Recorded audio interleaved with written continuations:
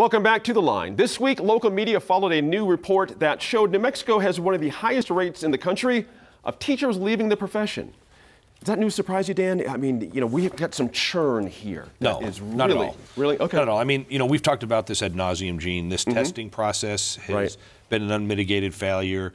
The ability to get funding in the schools. I think we're funding schools. I know we're funding schools more than we've ever funded them. But that ability for that money to get to the classroom seems, that gap, in my opinion, the gap from legislative funding to the school districts has not grown. That gap from the school district office to the classroom keeps growing faster and faster and faster. I think that the testing, I don't think anybody thinks that the testing process in New Mexico has worked. My kids think it's a disaster.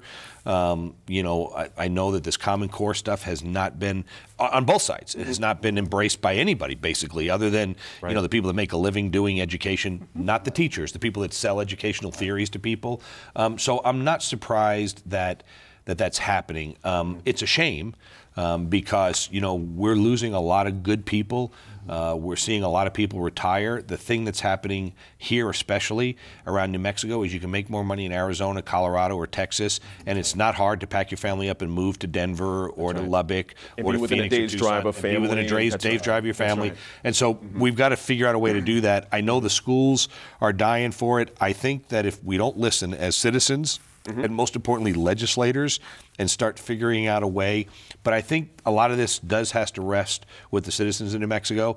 And the reason I say that, Gene, is once again, we're going to talk about electing school board members in the city of Albuquerque with 300 people turning out.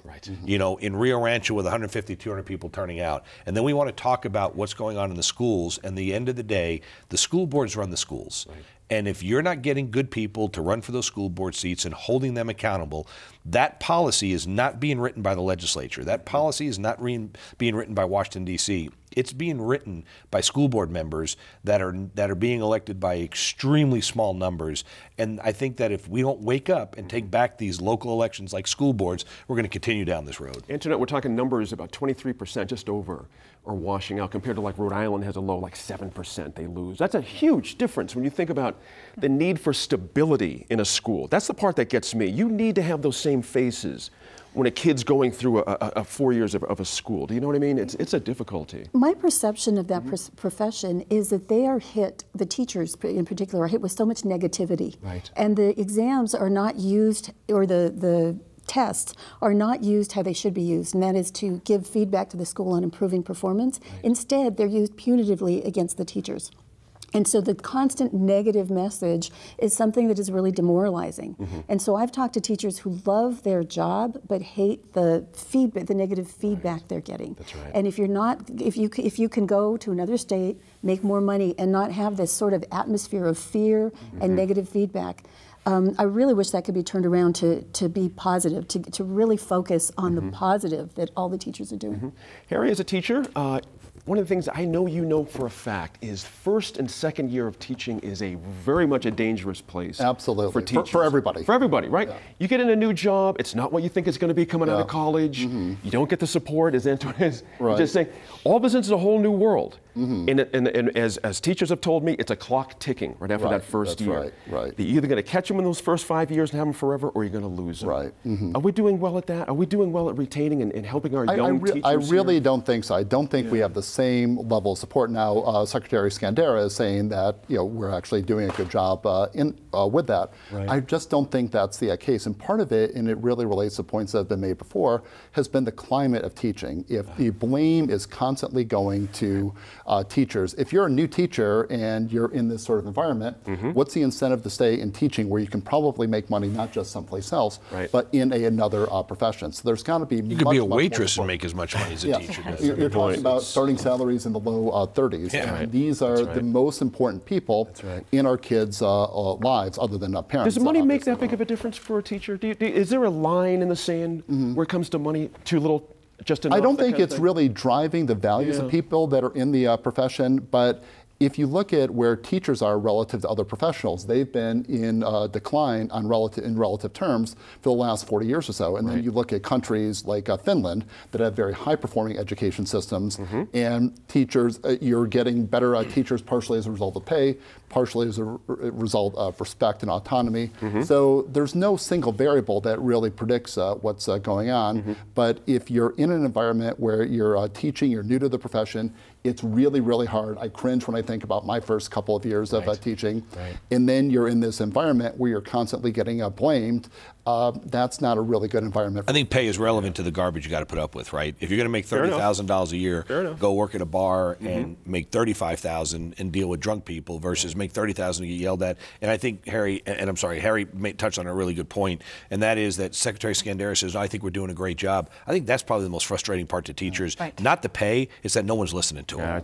Every time something comes out, the Secretary says, no, we're actually better than what the media says. Absolutely, that nobody is listening to the teachers. And let's begin with the most basic of things.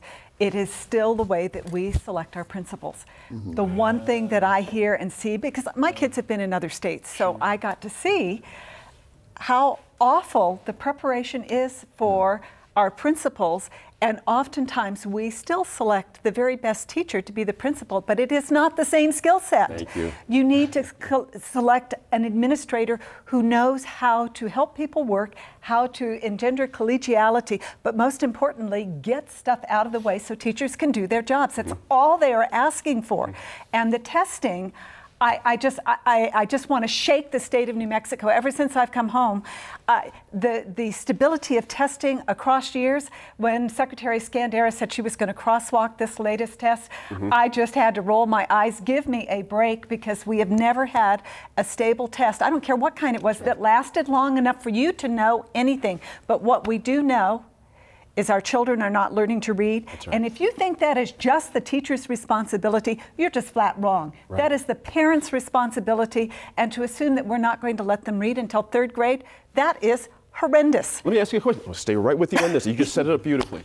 We had another piece of information come our way about how well we are not doing with our kids on science tests. We just had, for the National Assessment of Educational Progress, we have not moved hardly at all since the last time they measured us 4 years ago. Did you look at some of those countries that are ahead of us, Gene? Yes. Yes. Can you? It's embarrassing. Give some names. If you, I don't know if you have them. I don't have it in front of me, but I mean, there's some countries that are ahead of us in these testing that those children go home every day and sleep on a dirt floor. They're not sure what they're going to eat.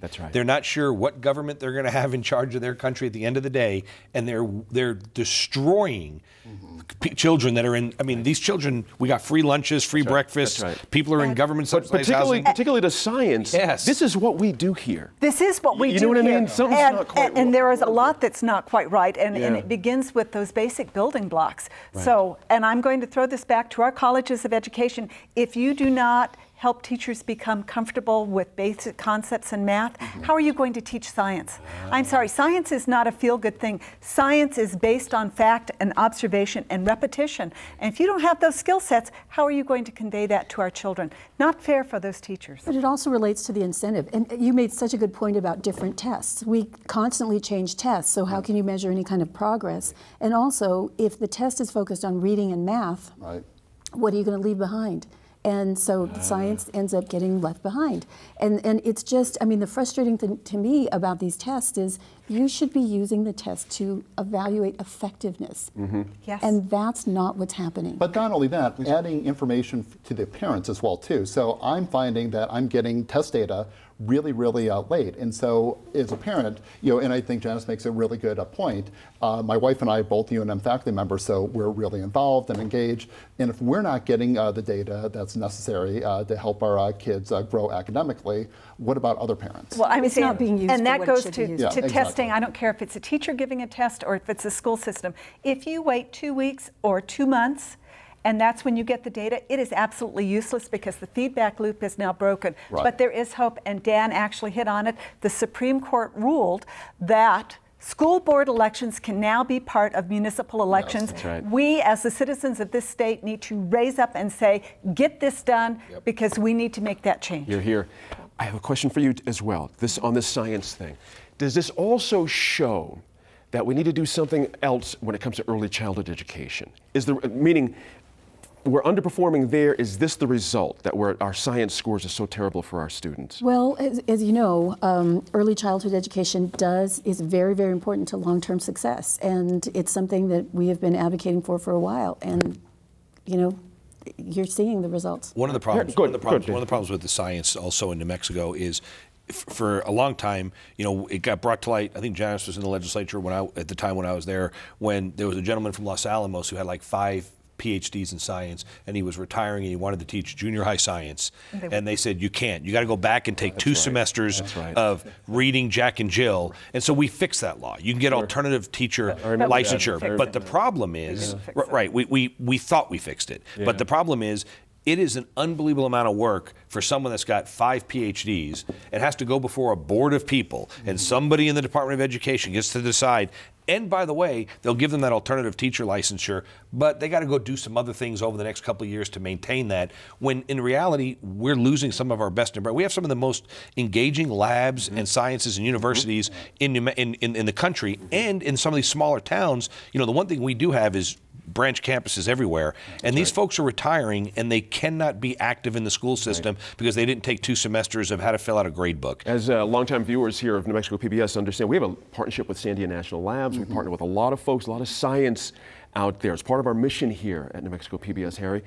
And it's interesting, you know, there's a lot of want to from the science community. Absolutely. We don't have a lot of problems getting people to come help us with this. They want to get involved with kids.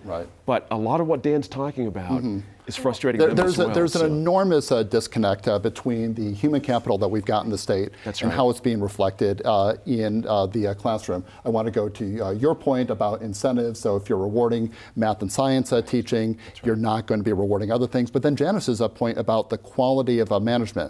So at Anderson, we now have an executive MBA program in educational leadership funded by the Wilson Foundation that's addressing that exact issue.